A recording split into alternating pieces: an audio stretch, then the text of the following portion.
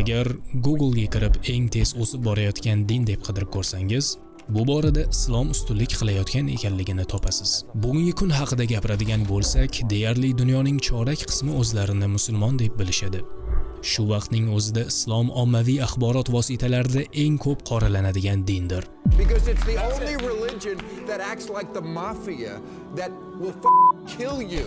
Internetning har bir burchagida odamlarning islomni qabul qilayotganlarini ko'rish mumkin ekanligi ajablanarli emasmi? Shu bilan birga Andrew Tate kabi ta'sir doirasi katta tadbirkor insonlar ham o'z qissalari bilan bo'lishyapti. Men islomni go'zal ekaniga ishonaman. Menimcha unda biz bugungi kunda ro'baro kelib turgan ko'plab muammolarga yechim bor. Sobiq Niderland siyosatchisi Joram van Claveren islomga qarshi kitob yozishga qaror qildim.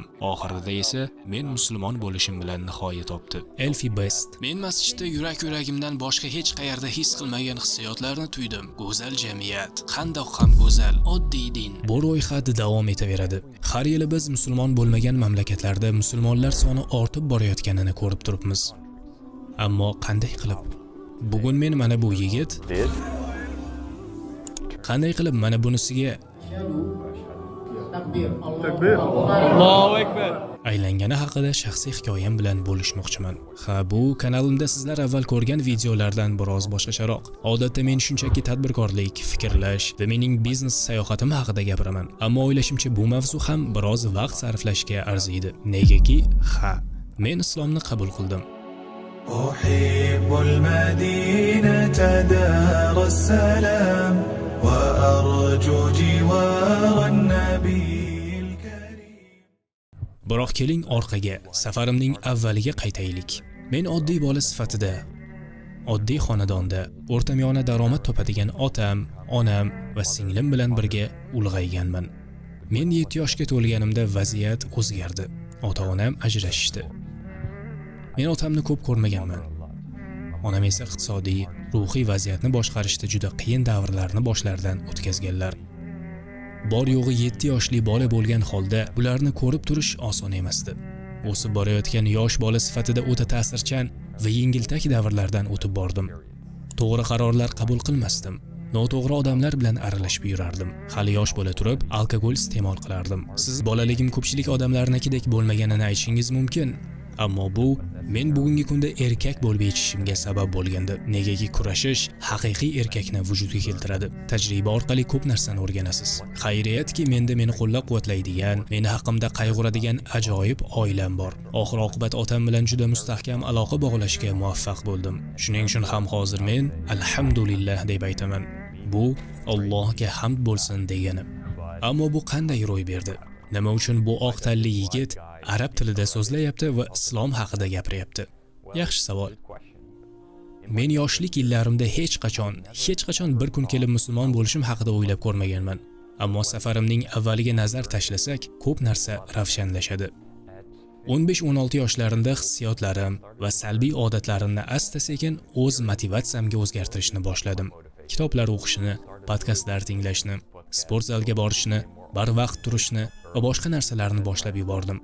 Men yoshlik yillarimda ruju qo'ygan yomon odatlarning ta'siri haqida ko'proq tushunadigan bo'ldim. Agar bu odatlarimni o'zgartirmasam, kelajagim ham o'zgarmasligini bilardim. Mana shu o'zgarishlar paytida mening do'stlarim safi borgan sari kamayib bordi. Ulardan ba'zilari men qilayotgan ishni g'alati deb o'ylashardi. Ammo menga buni farqi yo'q edi, chunki mening xayolimni faqatgina ilm o'rganish va o'zimni rivojlantirish egallab olgandi. Do'stlarim safi kamayib borishiga qaramay, bir qancha do'stlarim hech qachon meni tashlab ketishmadi. Bir kuni kimdir mendan "Yoningda qolgan do'stlaringning deyarli hammasi musulmonlar ekanini sezdingmi? Nega unday bo'ldi?" deb so'radi. Men o'ylashni boshladim va siz haqsiz, nega unday bo'ldi dedim. Ammo javob juda oddiy edi. O'sha yoshda mening musulmon do'stlarim ichkilik ichmaydigan, tungi klublarga bormaydigan yagona bolalar edi. Maktabdagi boshqa barcha bolalar ularda nechta qizi bor ekan haqida gaplashishayotgan bir paytda, mening do'stlarim koinot, hayotning ma'nosi haqida suhbatlashishar edi. Aytmoqchimanki, dinlarini mahkam ushlaydigan musulmonlar men ko'rgan eng intizomli insonlardir. Men atrofimdagi ushbu odamlardan haqiqatda juda ko'p ilhomlandim. Men hech qachon o'zimni ateist deb hisoblamaganman. Menda har doim biz o'z ko'zimiz bilan ko'rishimiz mumkin bo'lgan narsalardan boshqa narsalar ham bor degan hissiyot bo'lgan. Ba'zida atrofimizdagi koinot qanchalar aql bovar qilmas ekan haqida o'ylaganimda ko'zimga uyqu kelmasdi. Shunchaki bu haqida o'ylab ko'ring. Ko'pchiligimiz kunlarimizni ishlab, ovqatlanib, uxlab o'tkazib yuraveramiz. Ammo musulmon, masihiy yoki ateist bo'lishingizdan qat'iy nazar borliq haqida tafakkur qilish uchun biroz vaqt ajratadigan bo'lsangiz, bu naqadar hayratlanarli ekanini anglab yetasiz.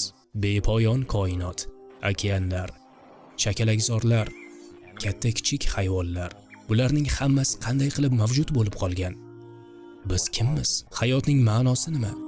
Shunday qilib atrofimda musulmon do'stlarim bo'lishiga qaramay, boshida mening qiziqishim dinning o'ziga qaratilmagan edi. Aksincha ko'proq musulmonlarning turmush tarzi, birodarlik, mehr-oqibat va hurmatga qaratilgan edi. Mana shular asta-sekinlik bilan mening diqqatimni ularga shunday xususiyatlarni joylagan din tomonga siljitdi. Ammo menda musulmon bo'lishim haqida hech qanday fikr yo'q edi. Buning sababi esa menda har doim din bu allaqachon ilm-fan bilan rad etilgan qadimgi ertak degan tushuncham bor edi. Biroq bu haqida ko'proq o'rganganim sari men mutlaqo nohaq bo'lganimni anglay boshladim. Birinchi navbatda Xudo yoki biz musulmonlar aytadiganimizdek Alloh subhanahu va taolo shunchaki qayerlardadir bulutlarda sehrli tayoqchasi bilan o'tiradigan inson emas. Alloh ta'rifga til ojiz bo'lgan qudrat sohibidir. Atrofimizda ko'rib turgan maxluqotlarning ortida yagona, hamma narsani qamrab oluvchi qudrat sohibi bor. Ilm-fan ta'kidlashicha, hatto hozir men o'tirgan kursi ham haddan tashqari kichik va tez harakat qiladigan atomlardan tashkil topgan. Bu kvant mexanikasi deb ataladi. Agar undagi elektronlar harakatlanishdan to'xtasa, atomlar beqaror holatga kelib qoladi va men bu kursida o'tira olmayman. Lekin bu atomlarning harakatlanishiga olib keladigan va ularni o'z joyida qolishga majbur qiladigan narsa nima? Ko'ryapsizmi? Bu qanday kuch? Ammo men bu haqida chuqur gapirmayman. Bu video mening musulmon bo'lishim haqida, sizlarni ishontirish uchun emas.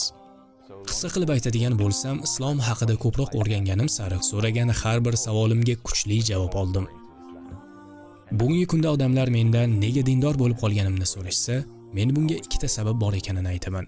Birinchisi, bu hayoti dunyoda yashashning qonun-qoidalari va yo'l-yo'riqlari bor bo'lgani uchun. Ikkinchisi esa narigi dunyo, ya'ni oxirat. Keling ikkinchisidan boshlaylik. Butun hayot sinovlardan iborat. Bu haqida biz bahslasha olmaymiz. Siz eng mohir sportchi bo'lmoqchimisiz? Yoki oddiy tinch hayotni yashamoqchimisiz? Farqi yo'q. Hammamiz salbiy narsalarni boshimizdan o'tkazishga majburmiz. Hammamizning kurashishimiz kerak bo'lgan his-tuyg'ularimiz, xoyu-havaslarimiz, nafsimiz bor. Ba'zan biz qadrli insonlarimizni yo'qotamiz, tabiiy ofatlar va hokazo. Biz hammamiz to'kis hayot uchun intilamiz.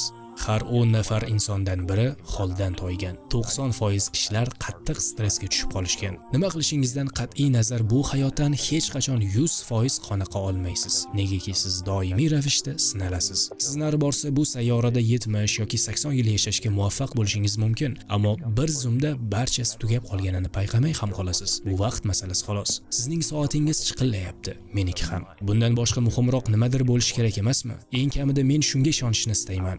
Ammo bu hayot xuddi maktabdagi imtihonga o'xshagan sinov ekan, so'nggi hukm ham bo'ladi. Shuning uchun ham butun dunyodagi ko'plab musulmonlar dinlarga qattiq rioya qilishadi. Bu bizni meni birinchi sababimga, ya'ni bu hayoti dunyoda yashashning qonun-qoidalari va yo'l-yo'riqlariga qaytarib olib boradi. Din bizni qo'llanma bilan ta'minlaydi va men uchun o'sha qo'llanma bu Qur'ondir. Islom hayotdagi barcha jihatlar uchun keng qamrovli hidoyat taklif qiladi. Bu oila, turmush qurish, iqtisod, salomatlik va boshqalarni ham o'z ichiga oladi. Bu menga oila qurish va farzandlarimni muhabbat, iymoniy hidoyat, muhim qadriyatlar va turmush tarziga ega bo'lgan holda katta qilish uchun dastur beradi. Bugungi kunda biz odamlarga turli har xil g'oyalarni targ'ib qilaverganimizdan oilalar buzilib ketyapti. Ajrimlar darajasi osmongacha ko'tarilib ketgan. Yoshlar giyohvand moddalarga o'tirib qolgan. Qizlar 13, 14, 15 yoshlarida bokiralikni yo'qotishyapti. Prosmotr va layklar uchun TikTokda sakrab, behayo raqslarga tushishyapti. Jinoyat darajasi yildan yilga o'sib boryapti. Boylar yanada boy, kambag'allar esa yanada qashshoqlashib boryapti. Butun tizimning rasvosi chiqqan. Hamma o'zining manfaati uchun harakat qiladi, atrofidagi odamlar uchun emas. Bir qancha yillar avval odamlar dinga amal qilgan paytlarda Oilangiz sha'nini tutib turishingiz, ota-onangizni hurmat qilishingiz kerak edi. Hamma to'g'ri kiyinar, ayollar ishlashi kerak bo'lmasligi va farzandlarga g'amxo'rlik qilishlari hamda uy ishlariga qaray olishlari uchun erkaklar mehnat qilishar edi. Bugun esa odob-axloq butunlay o'zgarib ketdi. Agar siz hayot bu sinov ekaniga va oxirida barchasidan savol-javob qilinishingizga ishonsangiz, qilishingiz mumkin bo'lgan yagona ish bu solih amallarga diqqat qaratish bo'lib qoladi. Boshqalarni ham shunga chorlab, mehr-muhabbat ulashib, odamlarga yordam berasiz. Mana shular dinim menga o'rgatadigan amallardir. Men olamdan o'tganimdan keyin meni ustimdan faqatgina amallarimga qarab hukm qilinadi. Bu dunyoning matohlari, qizlar, uylar, katta bizneslar bilan emas, balki qilgan ishlarim, mehr-oqibat, o'zaro aloqalar, yaxshi niyat, solih amallar bilan. Shunday qilib bu bugun sizlar bilan bo'lishishni istagan shaxsiy hikoyam edi. Hamda agar oxirigacha ko'rgan bo'lsangiz, tinglaganingiz uchun sizlarga minnatdorchilik bildirmoqchiman. Keyingi videoda sizlar bilan ko'rishguncha assalomu alaykum, xayr.